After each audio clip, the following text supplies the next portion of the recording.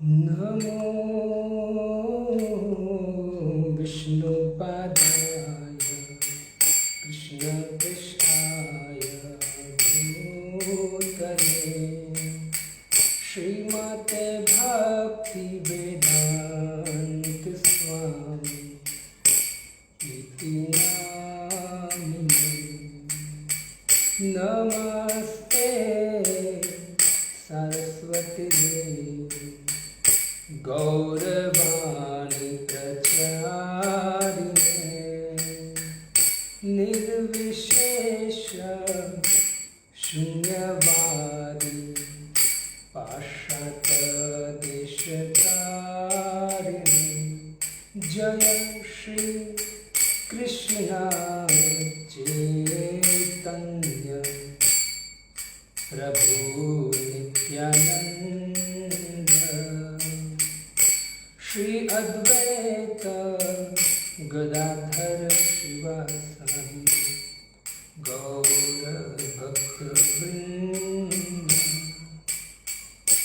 हरे कृष्णा कृष्णा कृष्णा हरे हरे हरे राम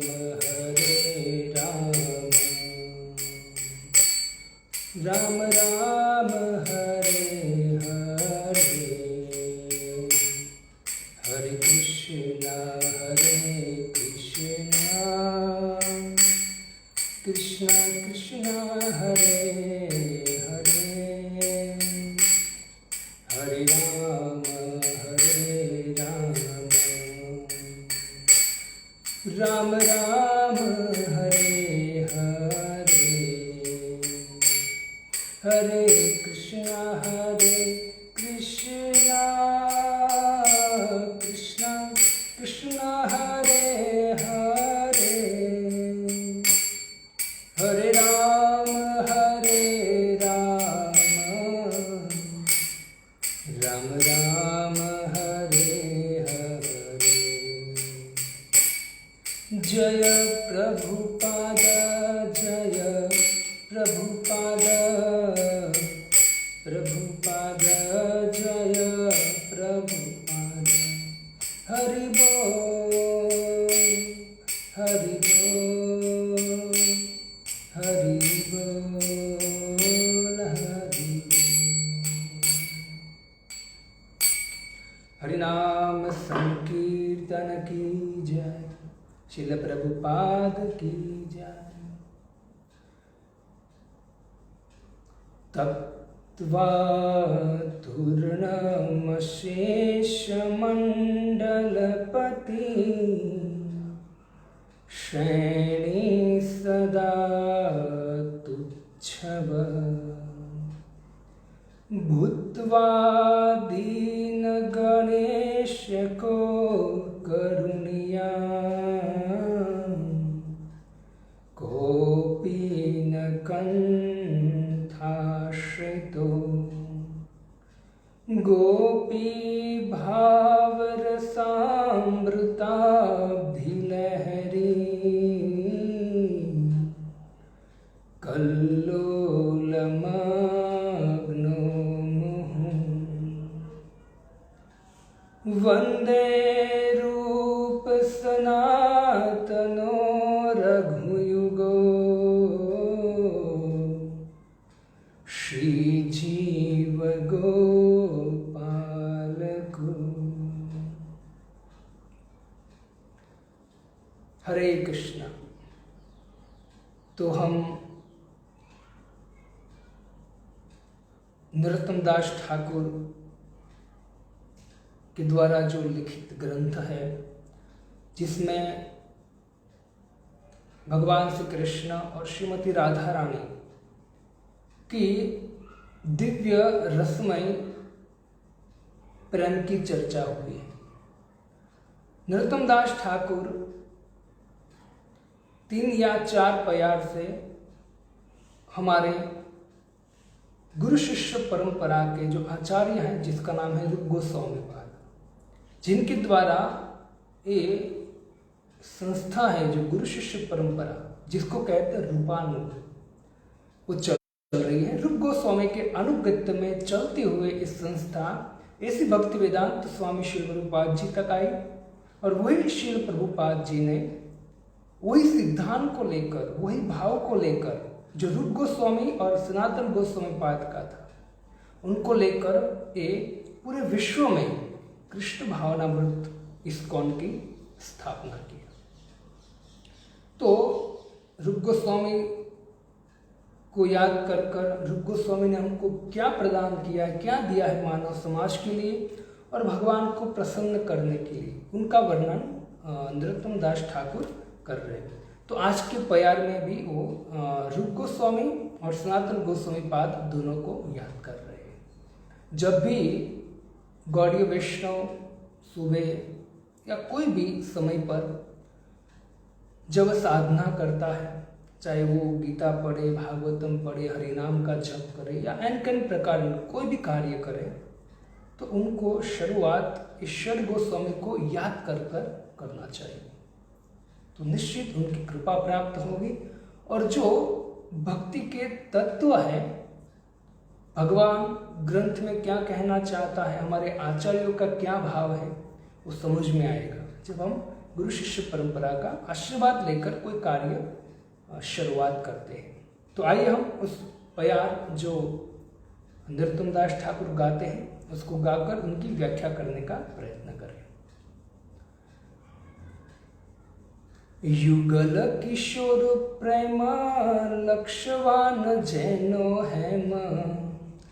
हेनो धन प्रकाशिला जार, जय रूप सनातन देहो मोर प्रेम धन, सिरतन मोर गले हार। युगल किशोर प्रेम लक्षवान हेनो जैनो हेनो धन प्रकाशिला जार, जय रूप सनातन देहो मोरे प्रेम धन, सिरतन मोरे गले हार। युगल किशोर प्रेम लक्षवान जैनो हेनो धन प्रकाशिला जार, जय रूप सनातन देहो मोर प्रेम धन, सिरतन मोर गले हार। तो यहाँ नरोत्तम दास ठाकुर रूप गोस्वामी और सनातन गोस्वामी पाद का से प्रार्थना करते हुए उनके आशीर्वाद की कामना करते हैं। को कहते हैं,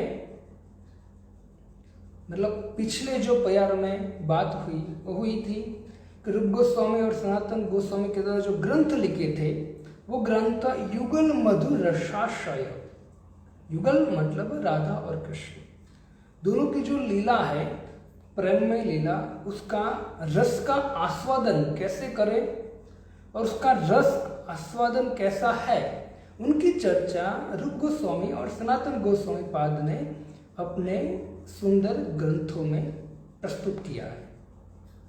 तो उसी ग्रंथों पर विशुद्धता, उस ग्रंथ में शुद्धता, विशुद्ध कैसा ग्रंथ है वो, उनका रहस्य को प्रकट करने के लिए नरोत्तम दास ठाकुर ये प्यार कह रहे हैं। तो यहाँ कह रहे हैं कि रहस्य क्या है? वो रहस्य, एक तो रहस्य जब प्रकट किया रूप गोस्वामी और सनातन गोस्वामी पाद ने, तो दो व्यक्ति, एक तो भगवान प्रसन्न हो गए, उनसे प्रसन्न करने के लिए उसने ग्रंथ की रचना किया है। भगवान की सुंदर मधुर लीलाओं को, भगवान के सुंदर गुणगान को प्रस्तुत किया है। कोई भी व्यक्ति हो, अगर मान लीजिए कि किसी व्यक्ति का कोई मतलब तारीफ करता है, उसके गुणगान करता है, तो उसको कितना अच्छा लगता है ना। 56 भोग सामने रखो और एक साइड उनकी तारीफ करो, तो किस पे आस्वादन करेगा? अपनी तारीफ पे। उनको अपना गुणगान सुनना बहुत अच्छा लगता है ना? तो वैसे ही क्योंकि हम भगवान के अंश हो नाते भगवान में जो गुण है हम में भी है, लेकिन हम में लघु मात्रा में है। लेकिन माया के प्रभाव से वो जो भाव है वो विकृत हो चुका है हमारे में। लेकिन जो भगवान राधा कृष्ण है उसमें विकृत नहीं हुआ है। इससे जब उनके गुणगान होते हैं तो जो गुणगान करता है उन पर भगवान प्रसन्न हो जाते हैं। तो रूप गोस्वामी और सनातन गोस्वामी पाद भगवान को प्रसन्न करने के लिए ये अपने सुंदर ग्रंथों में भगवान की ये जो नाम रूप गुण लीलामय रसमय जो लीला है उसको वो प्रस्तुत कर रहे हैं। वो पहला कारण। और दूसरा कि इस जगत को कि राधा कृष्ण का भक्ति क्या है, राधा कृष्ण का लीला क्या है, और लीला के द्वारा भगवान राधा और कृष्ण दोनों क्या प्रस्तुत करना चाहता है। उनकी सुंदर प्रेममय लीलाओं को क्या है वो समझाने के लिए एक ग्रंथ की रचना किया है। और वो ग्रंथ किसको दिया है? मानव समाज को। तो मानव समाज के उद्धार के लिए, क्योंकि जब तक शास्त्र कहता है जब तक व्यक्ति भगवान की शरण में नहीं आएगा तब तक व्यक्ति न तो सुखी हो पाएगा, न सुखम न अवापनोति न परम गति, उसकी कभी परम गति नहीं होगी, कभी सुख भी नहीं मिलेगा उनको, और न सिद्धि होगी उनकी जब तक वो भगवान की शरण में नहीं आता है। जिस तरह से मीन मतलब मछली जो है वो मछली को बाहर पानी से बाहर निकालकर आप कितने भी व्यंजन दो उनको, कितना भी भौतिक भोग दो, पैसे लत्ते जो भी है सब कुछ दो उनको, लेकिन मछली क्या कहेंगी कि मैं सुखी नहीं हूं जब तक मुझे आप पानी में नहीं डालो। वैसी स्थिति जीव की है। और वो जीव प्रसन्न आनंदमय सुखमय तब होगा जब वो भगवान की शरण में जाएगा। और भगवान की शरण में कैसे जाएगा? रूप गोस्वामी और सनातन गोस्वामी पाद ने अपने ग्रंथ में ये सब कुछ प्रस्तुत किया है। तो दो कारण है ग्रंथ लिखने का, एक तो भगवान को प्रसन्न करने के लिए और दूसरा जीव का उद्धार करने के लिए। तो दो कारण है। और वही ये जो रूप गोस्वामी और सनातन गोस्वामी पाद का जो मन के विचार थे, हृदय के विचार थे कि मानव समाज को भी पता चले कि भगवान कृष्ण की शरण में जाना चाहिए हमें, वही भाव को लेकर हमारे इस्कॉन संस्था के आचार्य ऐसी भक्ति वेदांत स्वामी श्रील प्रभुपाद जी ने 70 साल की उम्र में वही उपदेश को जगत को देने के लिए वो बाहर निकले और संसार में कृष्ण भावनामृत का प्रचार किया। तो यही भाव से हमारी गुरु शिष्य परंपरा का मतलब गुरु शिष्य परंपरा चल रही है, जो भाव रूप गोस्वामी पाद का था। तो यहाँ वही रहस्य को प्रकट करने के लिए, मतलब रहस्य क्या है वो प्रकट करने के लिए रूप गोस्वामी और सनातन गोस्वामी ने ग्रंथ लिखा। और वही ग्रंथों का गुणगान अभी कौन कर रहा है? नरोत्तम दास ठाकुर, जो यही गुरु शिष्य परंपरा के एक सुंदर आचार्य है। तो यहाँ प्यार में पहली लाइन है, युगल किशोर प्रेम लक्षवान झेनो हेम हेनो धन प्रकाशिला जार। युगल किशोर जो प्रेम है, राधा और कृष्ण का जो प्रेम है, वास्तव में भगवान राधा कृष्ण का प्रेम जो है आपस में, वही वास्तव में प्रेम है। और राधा कृष्ण के साथ प्रेम करना, जीव राधा कृष्ण के साथ प्रेम करे, वही सच्चा प्रेम है। और बाकी कोई व्यक्ति जीव आपस में प्रेम करता है, कोई भी व्यक्ति के साथ प्रेम करता हो, प्रेम नहीं है, उसको दूसरी संज्ञा देती हो हमारे प्रभुपाद जी कहते वो लस्ट है, वो कुछ इच्छा के कारण वो प्रेम है नहीं। प्रेम भगवान के अलावा किसी के साथ नहीं हो सकता है। लेकिन यहाँ कहते हैं कि जो राधा युगल किशोर प्रेम जो है वो कैसा है, क्योंकि जब प्रेम की बात आती है तो लोग है ना, मतलब एक लड़का लड़के के हीन वस्तु को याद करता है। लेकिन यहाँ कहते हैं कि जो भगवान का जो प्रेम है, राधा कृष्ण का जो प्रेम है, वो प्रेम साधारण नहीं है, उसमें कोई लस्ट काम वासना नहीं है। क्योंकि प्रेम है, वो प्रेम शब्द आत्मा के साथ कनेक्ट है। आत्मा का जो रिलेशन है उसको प्रेम बोलते हैं। और जीव जीव आत्मा का संबंध देखें तो जीव जीव का आत्मा के नाते वो दोनों भगवान के अंश है। और दोनों का कर्तव्य बनता है कि दोनों मिलकर किसकी सेवा करें? भगवान की सेवा करें, न कि वो दोनों भोग करें आपस में, है ना। विचार ऐसा नहीं करना चाहिए कि ये जो स्त्री है वो मेरे भोग के लिए है, और स्त्री ऐसा विचार नहीं करना चाहिए कि पुरुष मेरे भोग के लिए। दोनों को मिलकर किसकी सेवा करनी है? भगवान, क्योंकि भगवान भोगता है। जब तक व्यक्ति आपस में भोग करेगा, अपने इंद्रिय तृप्ति की इच्छा रखेगा, तब तक व्यक्ति दुखी रहेगा। सुख की चाहे कितनी भी इच्छा कर ले, व्यक्ति कभी भी सुखी नहीं हो पाएगा।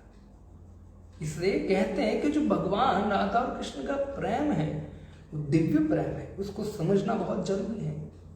अभी के संसारी लोग जो है उसकी गलत व्याख्या करते, बहुत बड़ा अपराध कर रहे हैं, है ना।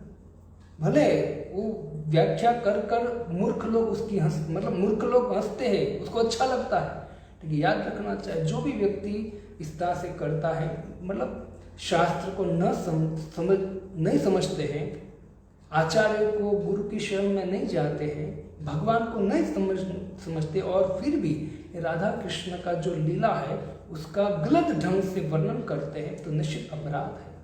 उसका अपराध का फल और दंड उसको निश्चित मिलेगा। इसे बहुत सावधानी के साथ भगवान राधा कृष्ण की लीला को समझना चाहिए, आचार्यों के द्वारा, गुरु के द्वारा, और फिर कुछ उस पर मंतव्य देने का प्रयत्न करना चाहिए। तो यहाँ राधा कृष्ण युगल किशोर प्रेम जो है वो कहते लक्ष्यवान जैनो है।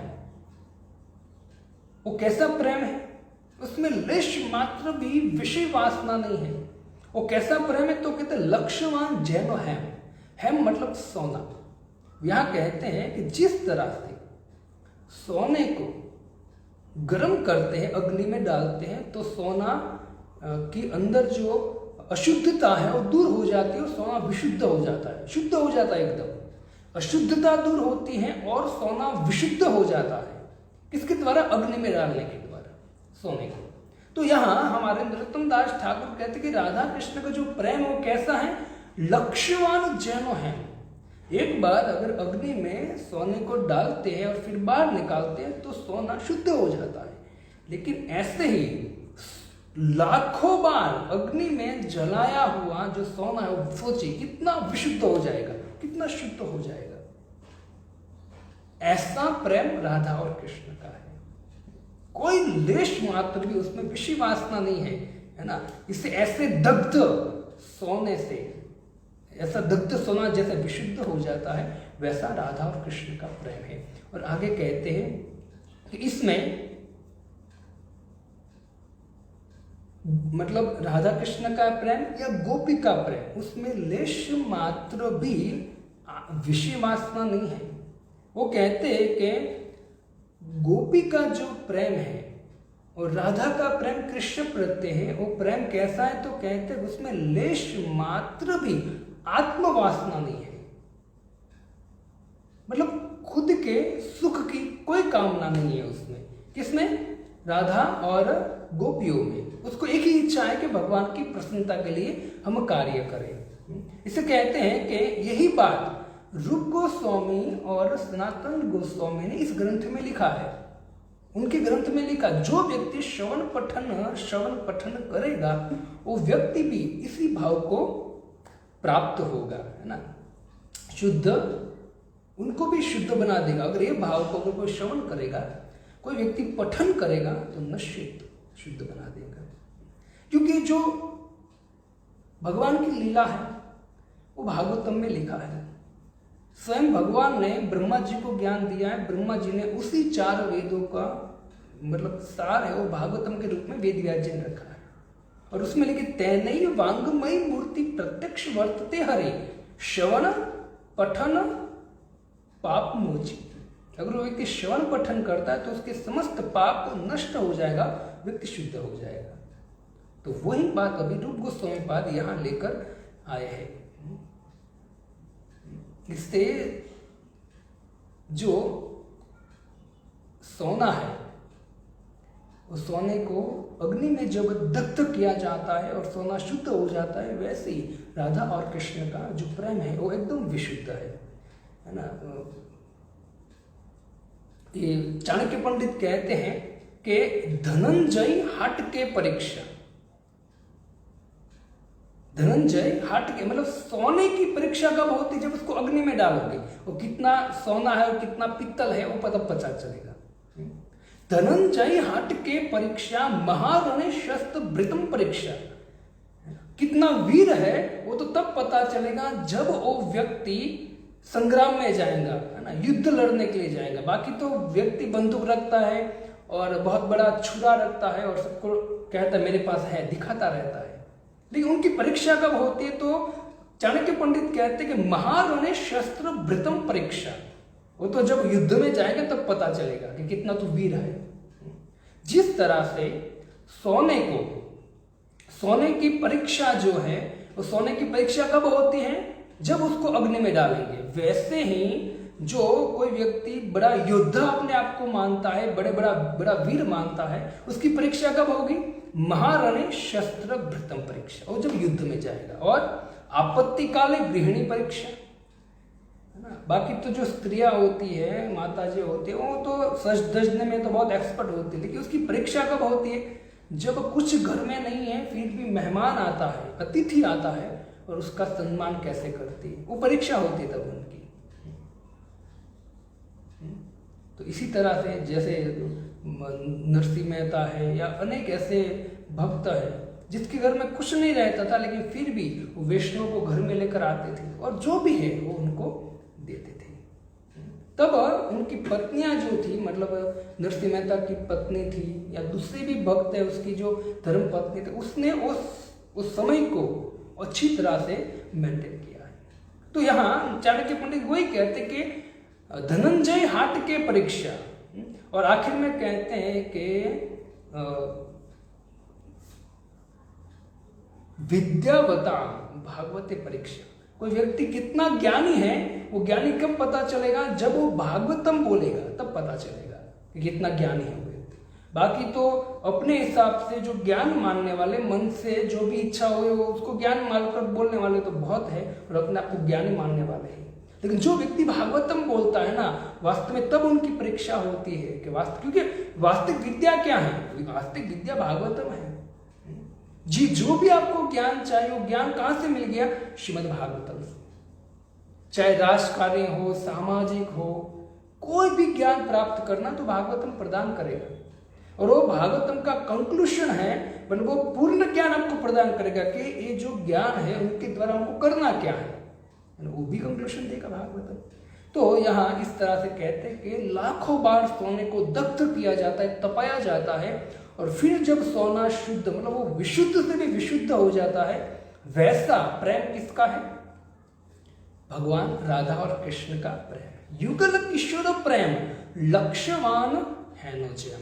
रूप गोस्वामी पाद हमारे कहते हैं कि जो गोपियां हैं, रूप गोस्वामी, सनातन गोस्वामी अपने सुख के लिए कुछ नहीं लिखा है, अपने सुख के लिए कुछ नहीं किया है। वो किसके सुख आनंद के लिए लिख रहे हैं? भगवान राधा कृष्ण के गुणगान गा रहे हैं, जिससे राधा और कृष्ण प्रसन्न हो, वही उनका लक्ष्य है। जैसे गोपिया का एक ही लक्ष्य होता था, राधा कृष्ण को प्रसन्न करना, राधा को कृष्ण से मिलाना, बस वही काम था उनका। वो अपने सुख की, आत्म सुख की कभी वांछना मतलब इच्छा नहीं करती थी। वो एक ही इच्छा रखते थे कि राधा कृष्ण कैसे प्रसन्न रहे। जब राधा कृष्ण मिलन के द्वारा दोनों प्रसन्न है तो गोपियां प्रसन्न रहती थी। इसे कहते हैं कि चैतन्य चरितामृत में कविराज गोस्वामी कहते हैं, ना गणी अपना दुख सबे वांछे तार सुख आमार तात्पर्य। कहते कि ना गणी आपन दुख, खुद पे गोपियों पे दुख आता है तो नहीं गिनती है, वो कुछ लेना देना नहीं वो दुख से। और सबे वांछी तार सुख, लेकिन इच्छा क्या रहती है? राधा कृष्ण को सुखी करना है, उनकी सेवा करके उनको सुखी करना है। तार सुख आमार तात्पर्य, मेरे जो जीवन का तात्पर्य है लक्ष्य है। गोपियां कहते वो क्या है? राधा कृष्ण को प्रसन्न करना। और कहते आगे, मोरे जदि दिया दुख तार हैल महासुख। अगर कोई व्यक्ति मुझे दुख देता है लेकिन तो मुझे क्या लगता है? महासुख लगता है। क्यों? क्योंकि मेरा लक्ष्य क्या है? मेरा लक्ष्य राधा कृष्ण का प्रसन्न करना। अगर वो प्रसन्न है वही मेरा सुख है। अगर मुझको कोई दुख देने का प्रयत्न करता है तो कहते सही दुख मोर सुख वरीय। वो तो मेरे लिए वही दुख है, वो सुख है मेरे लिए। मेरा दुख जो है वो सुख है, वो राधा कृष्ण की प्रसन्नता में। बाकी कोई व्यक्ति कोई भी मुझे दुख दे, वो मेरा दुख नहीं है, वो सुख ही है। तो गोपी का ये भाव था।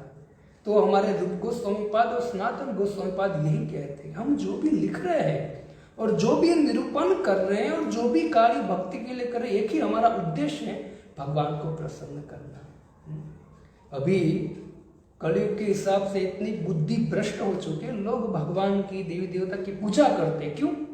उनको प्रसन्न करने के लिए नहीं, अपने को प्रसन्न करने। जैसे हम उसकी उपासना करेंगे तो हमको कुछ देंगे, भौतिक भोग देंगे, जिससे हम प्रसन्न रहेंगे। तो अपने इंद्र तृप्ति के लिए, अपने सुख के लिए, सुख की कामना के लिए देवी देवता या भगवान की शरण में जाते हैं। लेकिन भगवान श्री कृष्ण बहुत दयालु है। वो कहते कोई बात नहीं, अगर कोई व्यक्ति धन के लिए दुखी है, इसलिए आता है, एन कैन प्रकार मेरे शरण में आता है, तो निश्चित में उसको अपनाता हूं।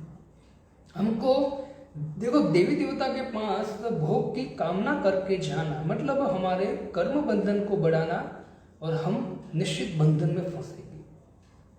लेकिन अगर वही कामना जो हम इच्छा करते हैं भगवान के पास लेके जाएंगे तो भगवान की पूर्ण करेंगे। लेकिन भगवान कहते हैं मैं पूर्ण उनकी इच्छा पूरी करूंगा, लेकिन साथ साथ में मैं उनको ऐसा चीज दूंगा वास्तव में जिनकी उनको जरूरत है, वो है भक्ति।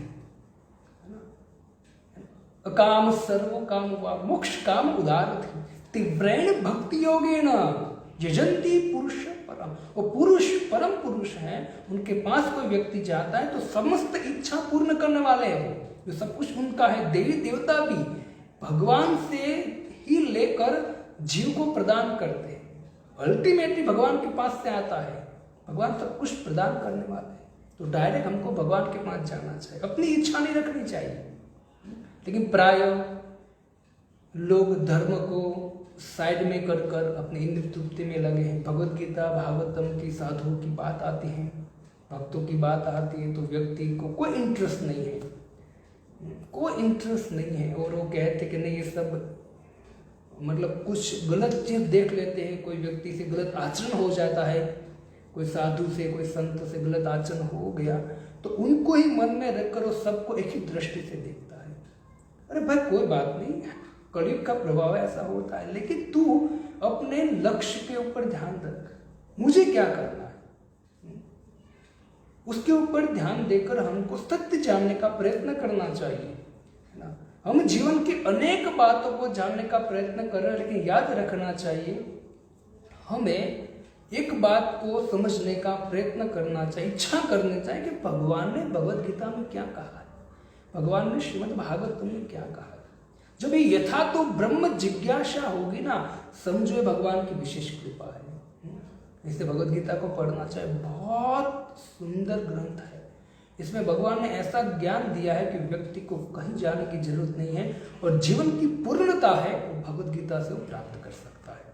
तो गोपी का ये भाव है ना, तत्सुख सुखित्वम, भगवान के सुख में ही गोपियों का सुख है। चाहे कुछ भी भगवान करे, है ना, कहते कि हमारा काम उसका सुख देने का है, भगवान कुछ भी हमारे साथ व्यवहार करे, लेकिन हमारा काम क्या है, गोपियां कहती हमारा काम उसको सुख देना है। हम देख चैतन्य महाप्रभु भी कहते हैं शिक्षाष्टकम में, सुबह हम जब 8 श्लोक गाते हैं उसमें कहते हैं कि राधा रानी के भाव को प्रकट करते हुए कहते हैं कि आश्लिष्य वा पादरताम पिनष्टुमाम अदर्शनाम मर्महताम करोतु यथा तथा वा विदधातु लंपटो मत प्राणनाथ तुस एव नाप। कुछ भी करे वो, मुझे चाहे आलिंगन करे, चाहे मुझे लात मारे, कुछ भी करे, लेकिन मेरे प्राणनाथ कौन है, कृष्ण है। क्योंकि वास्तव में प्राणनाथ कृष्ण ही है ना। जब तक उनकी शरण में नहीं जाएंगे तब तक इस जन्म मृत्यु जरा व्याधि से, इस संसार के दुखों से, संसार के अनेक प्रकार के प्रॉब्लम से कभी व्यक्ति मुक्त नहीं हो पाएगा। भगवान भगवद गीता में एक सुंदर बात कहते हैं कि याद रखना चाहिए कि संसार में लोग पैसे के पीछे, प्रतिष्ठा के पीछे, मान सम्मान के पीछे दौड़ते हैं, दिन रात दौड़ते हैं, अपने परिवार को प्रसन्न करने के लिए, अपनी मान प्रतिष्ठा को बढ़ाने के लिए दिन रात मेहनत करते हैं। कि याद रखना चाहिए, भगवान ने भगवद गीता में एक शब्द कहा है, मृत्यु हर्ष चाह। जब मौत आएगी ना, तो जो भी आपने इकट्ठा किया है दिन रात मेहनत करके, वो मृत्यु जो है वो हर लेगी, वो निश्चित है। इस शब्द को याद रखकर हमको क्या करना चाहिए, आगे बढ़ना चाहिए, कम से कम भगवद गीता को समझने का प्रयत्न करना चाहिए। जब तक हम भगवद गीता को नहीं समझेंगे, क्योंकि देखो हमको एक विचार करना चाहिए कि हमारे जो पिता है हमारे सामने है, उनके पिता कहाँ गए, उनके पिता कहाँ गए, उनके पिता कहाँ गए, वो पीढ़ियों में सब लोग जो दादा है वो कहाँ गए, वो सबकी मृत्यु हुई। कल हमारे पिताजी की मृत्यु होगी, फिर हमारी मृत्यु होगी, हमारे बच्चों को भी मृत्यु होगी, है ना। एक जाएगा एक आएगा, एक जाएगा एक आएगा, है ना। ये जो सिलसिला, मतलब ये जो कनेक्शन है, साकल है पूरी, वो चलती रहती है। पुनरपि जननम पुनरपि मरणम पुनरपि जननी जठरे शयनम। जो व्यक्ति कहता है कि प्रभु नहीं, इस जीवन में सब कुछ है, जीवन के बाद कुछ नहीं है, वास्तव में बहुत बड़ा मूर्ख है। क्योंकि भगवान खुद गीता में कहते हैं कि अर्जुन, जातस्य ध्रुव मृत्यु जोम, जिसका जन्म उसका मृत्यु निश्चित होगा, और जिसका मृत्यु होता है कर्म के अनुसार उसका पुनर्जन्म भी निश्चित है। जब तक वो मेरी बात नहीं मानता है और मेरी बात मानकर सर्वधर्मान परित्यज्य माम एकम शरणं, मेरी शरण में नहीं आता है, तब तक ये चलता रहता है। बहुत बार हम विचार करते कि इतना 25-30 साल मेरा चला गया है, 30-25 साल में मैंने ऐसा गलत काम नहीं किया है, लेकिन फिर भी ये चीज मेरे साथ क्यों हुई? क्योंकि हमारे पूर्व कर्म है। कोई नहीं चाहता है मंदिर में जाकर घंटी नहीं बजाता है कि मुझे दुख दीजिए, नहीं, फिर भी आता है। और कभी हम सुख न मांगते हुए भी सुख आता, उसका कारण क्या है? हमारे कर्म है। तो कहने का मेरा तात्पर्य है कि हमको भगवान की शरण में जाना चाहिए, वही जीवन का लक्ष्य है। थोड़ा कठिन है, कलयुग में लोग कठिन कैसे जाए। देखो भगवान ने कहा है कि आप हरे कृष्ण महामंत्र लोगे तो इस हरे कृष्ण कृष्ण कृष्ण हरे हरे, हरे राम राम राम हरे, ये भगवान ने अपने नाम को ही, नाम में ही अपने को स्थापित किया है। इससे तुलसीदास भी कहते हैं ना कि कलयुग केवल नाम आधार। तो नाम लेना चाहिए, नाम में पूर्ण शक्ति है भगवान की। जब कोई व्यक्ति नाम लेता है भगवान का, भगवान कहते हैं कि उनका बुद्धि विशुद्ध हो जाएगा। कैसा होगा? जिस तरह से एक रूम में अंधेरा है, लेकिन जैसे वहां जाके बल्ब चालू करेगा कोई व्यक्ति तो प्रकाशित हो जाएगा, वैसे ही हमारे हृदय में करोड़ों जन्म से अंधकार है। जैसे ही हम भगवद गीता पढ़ेंगे, भगवान का नाम लेंगे, धीरे धीरे वो प्रकाश होगा कि वास्तव में मेरा जीवन का लक्ष्य क्या, मेरे माँ बाप के प्रति मेरा क्या कर्तव्य है, मेरी पत्नी के प्रति, बच्चों के प्रति, समाज के प्रति क्या करते हुए, सब कुछ भगवान ने दिया है। और इस अनुसार चलेंगे ना, हम मन से प्रसन्न रहेंगे, बाकी कोई उपाय नहीं है। तो यहाँ चैतन्य माँ वही कहते हैं कि यहाँ निश्चित जो गोपियाँ थी, वो गोपियाँ भी भगवान को प्रसन्न करने के लिए ही कार्य करती थी, अपना सुख कभी नहीं चाहती थी। और जब कोई व्यक्ति अपना सुख नहीं चाहता और भगवान को प्रसन्न करने के लिए कोई भी कार्य करता है तो खुद सुखी रहता है। कैसे? तो उदाहरण देते हुए कहते हैं, जैसे कांच के सामने कोई व्यक्ति, कोई स्त्री है, वो कांच के सामने बैठकर, खड़े होकर अपना मेकअप करती है, तो फिर अपना मेकअप हो गया तो सामने कांच में भी जो दृश्य दिख रहा है उनका, उसका भी मेकअप हो गया। तो ऐसा नहीं कि उसने खुद का मेकअप किया और कांच में जो प्रतिबिंब दिख रहा है, उसका चेहरा दिख रहा है, उसका भी करना पड़ेगा, नहीं, अपना हो गया तो कांच में भी हो गया। वैसे कृष्ण जो है उनकी सेवा करता है कोई, उनका भजन करता है, उनको सुखी करने का प्रयत्न करता है, तो खुद भी सुखी रहता है। ये शास्त्र का नियम है। प्रयत्न करो, एक बार ट्राई तो करो कि जो शास्त्र में लिखा क्या सही है या नहीं। बाकी तो हम बहुत कुछ ट्राई करते रहते हैं, तो ये ट्राई करने की जरूरत है। इसलिए चैतन्य महाप्रभु कहते हैं कि गोपी भर्तु पद कमलियो दास दासा, गोपियों के पद चिन्हों पर चलना चाहिए। और इस तरह से जब हम चलेंगे, भगवान की सेवा के हेतु जीवन व्यतीत करेंगे। मतलब ऐसा नहीं है कि घर बार छोड़कर जंगल में चले जाना है, नहीं। पत्नी बच्चों के साथ, माँ बाप के साथ रहो, लेकिन अपने कर्म को भगवान को समर्पित करो। सुबह भगवान की पूजा, भगवान का नाम लेना, जब भी मौका मिले भगवत गीता पढ़ना, भक्तों के संग में जाना, मंदिर जाना, है ना। तो भगवत गीता पढ़कर जो हरे कृष्ण महामंत्र उसको जप करना, भगवान का नाम लेना, तो ये स्टार्ट करना चाहिए। यही शरणागति है। और आगे कहते हैं कि गोपियां अपने एक गोपी के विषय में क्यों कह रहे खाली, क्योंकि गोपियां सर्वोच्च भक्ता है भगवान की, और वो कभी भी अपने सुख की इच्छा नहीं रखती, इसलिए वो दिन रात एकदम प्रसन्न रहती थी। तो यहाँ रूप गोस्वामी और सनातन गोस्वामी यही बात हमको शिक्षा देने के लिए कह रहे हैं कि जब आप दिन रात भगवान का नाम लेते रहोगे, खाते हुए या फिर काम जब बिजनेस करते हो, बिजनेस करते करते हरे कृष्ण कृष्ण कृष्ण हरे हरे राम राम राम हरे, भगवान का नाम करते करते आप अपने संसार का काम करोगे, भगवान की सेवा करते, तो भगवान प्रसन्न होगे, और भगवान प्रसन्न होगे तो आप भी प्रसन्न रहोगे। इसलिए गोपियां जो कर रही थी, भगवान को प्रसन्न करने का कार्य, वही कार्य हमको करना है। इसलिए रूप गोस्वामी और सनातन गोस्वामी बारंबार गोपिया का नाम लेती है। और आगे कहते हैं कि आत्म सुख दुख गोपी नाहिक विचार, कृष्ण सुख है तो चेष्टा मनेर व्यवहार, उनका मन का व्यवहार था कृष्ण सुखी रहे।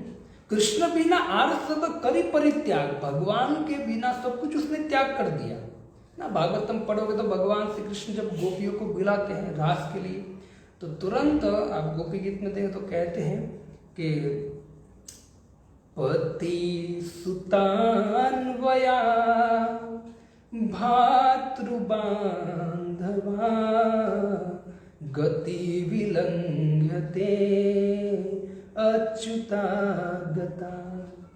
वहां कहते हैं कि जैसे ही भगवान श्री कृष्ण गोपियों को मूल्य के द्वारा पुकारा, तो समस्त जो गोपियां हैं वो गोपियां अपने पति को, ससुर को, बच्चों को सब कुछ छोड़कर भगवान के पास गए। वास्तव में पति कौन है? वास्तव में कृष्ण है ना, क्योंकि ये जो संसार में संबंध एक दिन छोड़ के जाना है ना, लेकिन वास्तविक कनेक्शन हमारा भगवान के साथ है। तो गोपी जानती थी कृष्ण बिना आर सब करी परित्याग, कृष्ण सुख हेतु करे शुद्ध अनुराग, शुद्ध अनुराग प्रेम करते थे कृष्ण से, उनके लिए।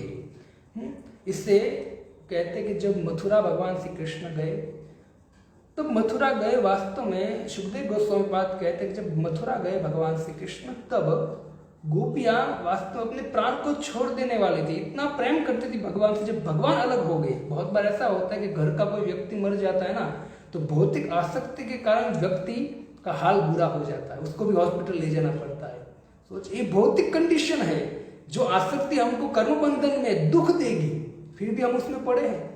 तो ये जो आसक्ति है, भगवान के प्रति कोई आसक्ति रखता है, वो तो बहुत दिव्य है, उनकी गति बहुत बृहद होगी, बहुत ऊंची गति होगी।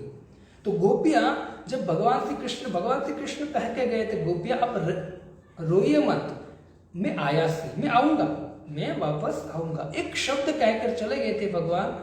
तो गोपियों ने विचार किया कि हम उसके बिना जी नहीं सकते, लेकिन अगर हमने प्राण छोड़ दिए, जैसे प्राण हमने छोड़ दिए और फिर कृष्ण आएंगे तो कृष्ण देखेंगे सभी गोपियों ने प्राण छोड़ दिया, तो हमारे प्राण छोड़ने का कृष्ण दुखी हो गए।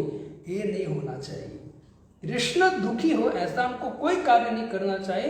इससे गोपियों ने वही विरह को सहन किया, और गोपियों जब तक कृष्ण से नहीं मिली तब तक वो उसने प्राण को बनाए रखा था, प्राण ने रखा था। उनका क्या, क्यों प्राण को रखा था गोपियों ने? क्योंकि कृष्ण दुखी ना हो। अगर हम प्राण छोड़ देंगे, अगर मान लीजिए कृष्ण आए तो वो दुखी हो गए, तो वो दुखी हो गए तो हमारे लिए ठीक नहीं है। ऐसे कृष्ण को सुखी करने के लिए उसने दारुण दुख को सहन किया। कभी कभी ऐसा होता है, कोई स्त्री है, युवान स्त्री का पति मर जाता है, तो उसके लिए उनकी यादों को भूलना बहुत मुश्किल हो जाता है। तो वो तो भौतिक जगत की बात है, और ये आध्यात्मिक जगत की बात है, ये बहुत ऊंची बात हो रही है। तो इसमें तो है ना, इससे कहते हैं कि आध्यात्मिक जगत की छाया जो है वो भौतिक जगत है। जैसे यहाँ कहते हैं कि ये जो दुख है, दारुण दुख है, दारुण दुख सहन करती थी गोपियाँ। क्यों? क्योंकि भगवान के सुख के लिए। जब हमारे आचार्य वर्णन करते हैं कि जब मथुरा गए कृष्ण, तो राधा रानी जिस रास्ते से भगवान श्री कृष्ण गए थे, वही रास्ते में टकटकी लगाकर कृष्ण की राह देखती थी। कभी दौड़ती थी, कभी रोती थी, कभी चिल्लाती थी, कृष्ण कब आएंगे, कब आएंगे। तब सखिया कहती थी कि छोड़ना, अब कृष्ण को कोई पड़ी नहीं है, वो नहीं आने वाले हैं। तो राधा रानी कहती कि नहीं, मेरा प्रेम जो है ना वो सामान्य प्रेम नहीं है, मैंने उससे प्रेम किया है और मुझे उनकी याद आ रही है, चाहे वो कुछ भी करे मैं उसको भूलूंगी नहीं, है ना। और राधा रानी कहती हैं कि हे सखी, ललिता विशाखा सखी आती, उनको कहती थी कि धन्याते योषिता सखी सपने पश्यति केशव। वो धन्य है स्त्रियां जिसको रात को नींद आती है, और नींद आएगी तो निश्चित भगवान उसके सपने में आएंगे। दूसरी गोपियों को जो नींद आती है वो धन्य है, अगर उसको नींद आती है तो निश्चित भगवान उसके सपने में आते होंगे, तो धन्य है। लेकिन मेरी स्थिति कैसी है? तो कहते हैं कि जब से कृष्ण गए हैं वृंदावन तज गत कृष्ण गता निंद्रा वैरिण। जब से कृष्ण गए हैं तब से अगर मुझे नींद आ जाए तो नींद में कृष्ण सपने में आए, लेकिन नींद भी जो वैरण मेरे दुश्मन बन चुके हैं, जो मुझसे दूर चले गए हैं, नींद भी नहीं आती है। तो ये राधा रानी का भाव था। लेकिन इस राधा रानी के भाव को समझने के लिए धन्याते योषिता सखी सपने पश्यति केशव। वृंदावन तज्जम, जब भगवान वृंदावन छोड़ के गए, गता कृष्ण, जब गए कृष्ण, गता निंद्रा वैरिण, तब से निंद्रा है वो भी नहीं आती है, वो भी मेरी दुश्मन बन चुकी है। तो इस तरह से विलाप करती राधा रानी, ये हमारे नरोत्तम दास ठाकुर कहते हैं। क्योंकि ये समझना बहुत मुश्किल है, भगवान के बिना राधा रानी को रहना और राधा रानी के बिना भगवान को रहना बहुत मुश्किल है। ये तो लीला के अनुसार वो दोनों अलग हुए हैं, लीला के अनुसार यहाँ जब लीला करने आते तो अलग हुए हैं। बाकी भगवान के धाम में राधा कृष्ण एक आत्मा, दुई देह धरी, एक आत्मा है वो दोनों। इसे कहते हैं प्रिया प्रिय संग ही ना, प्रिया प्रिय संग बिना नाही जिए ए सत्य वचन। प्रिया प्रिय मतलब राधा कृष्ण के बिना और कृष्ण राधा के बिना जी नहीं सकते, ये सत्य वचन है। दोनों नित्य संग है, नित्य पति पत्नी है दोनों। मोर दशा शुने जबे तार एई दशा हवे, यही भजे दोहे साखे प्राण। जो व्यक्ति इसको समझेगा, पढ़ेगा, सुनेगा, तो जो दशा राधा रानी कहते हैं मेरी हो रही है वही दशा उनकी होगी। और जब ऐसी दशा कोई व्यक्ति की होती है, वास्तव में वो बहुत बहुत बहुत भाग्यशाली, बहुत धन्य व्यक्ति है। क्योंकि वो बहुत ये महाभाव की बात हो रही है ना। सबसे ऊंचा भाव है महाभाव, उसकी बात चल रही है। और महाभाव में, इस संसार में महाभाव प्रकट कोई नहीं कर सकता है। चैतन्य महाभाव किया था, उसमें भगवान थे। तो यहाँ महाभाव की बात, तो यही युगल ईश्वर का जो प्रेम है, वो प्रेम को इस ग्रंथों में वर्णन किया है। यहाँ हमारे नरोत्तम दास ठाकुर कहते हैं कि ये जो प्रेम है भगवान राधा कृष्ण का, प्रेम की लीला है ना, इसमें कोई काम वासना नहीं। इस लीला को समझना उद्धव और ब्रह्मा जी के लिए भी नामुमकिन है। लेकिन रूप गोस्वामी और सनातन गोस्वामी ने इस बद्ध जीव पर कृपा कर ये सब कुछ, ये जो रस है वो कहाँ रख दिया है? अपने ग्रंथों में, अपने ग्रंथों में रख दिया रूप गोस्वामी सनातन गोस्वामी ने।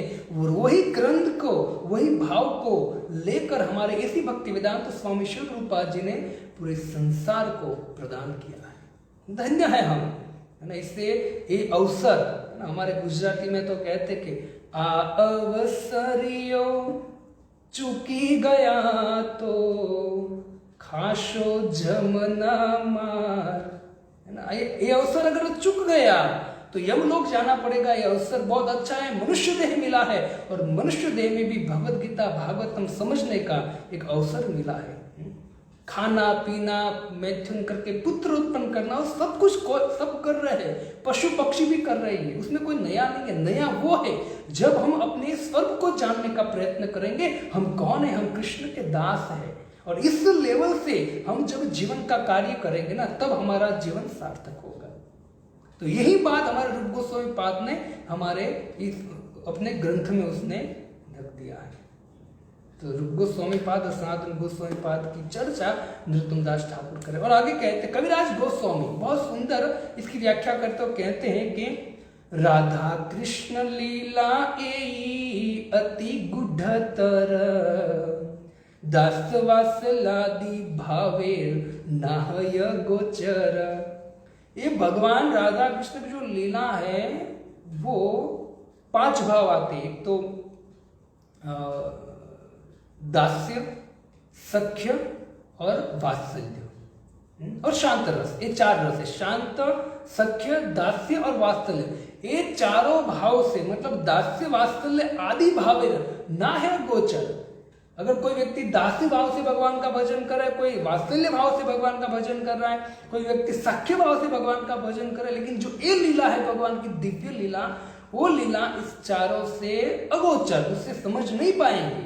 ये चैतन्य चरितामृत में जब राय रामानंद और चैतन्य माऊ का जो संवाद है उसमें आपको बेहद व्याख्या मिलेगी, आप खुद पढ़ सकते हैं। तो ये गोचर नहीं होगी तो किससे गोचर होगी? तो कहते हैं सबे एक सखीर गणेर इहा अधिकार, सखी है तिहय एई लीलार विस्तार। एक अधिकार एक व्यक्ति का है, वो कौन है? सखी, मतलब गोपियों का अधिकार है। गोपियां जो थी वो माधुर्य रस में थी।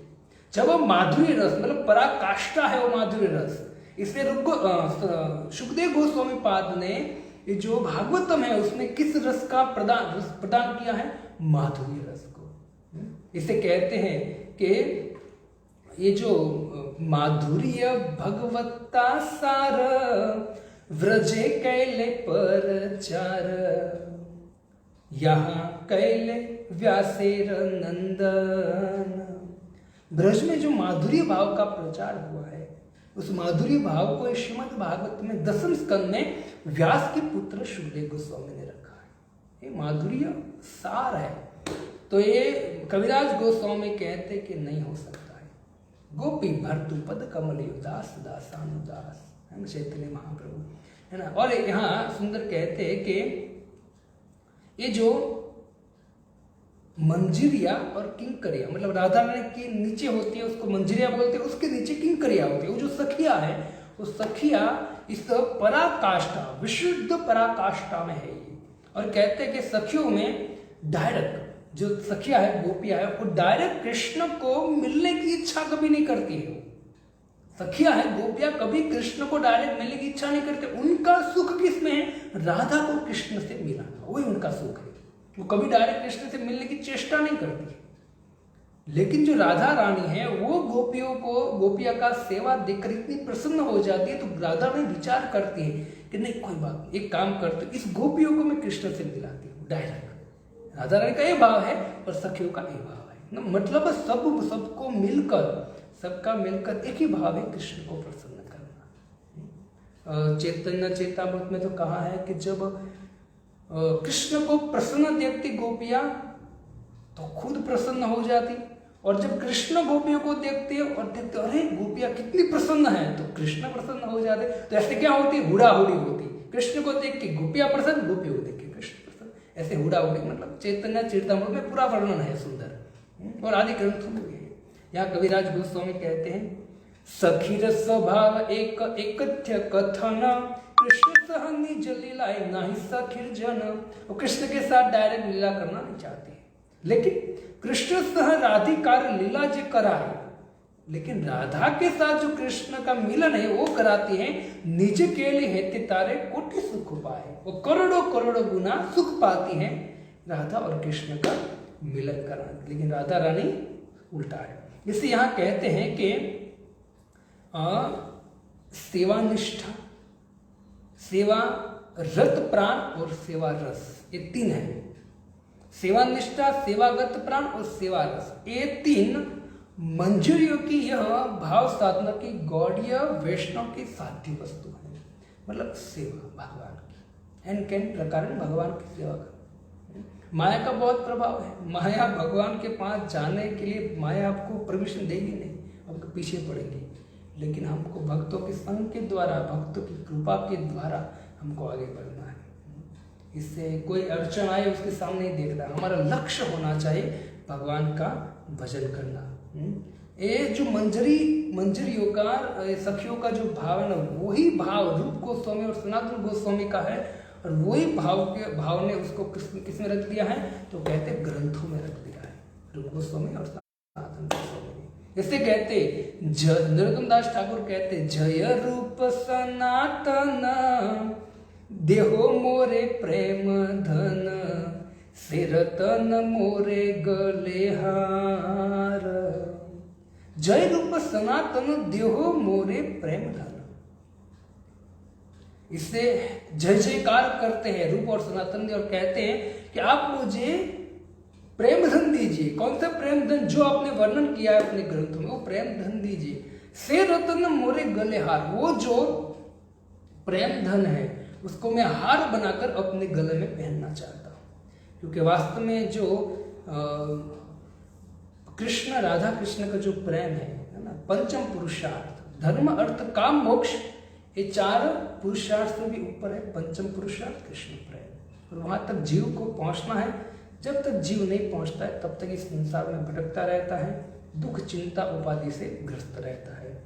इससे कहते हैं कि वास्तविक जो प्रेम है, धन है, वो प्रेम है।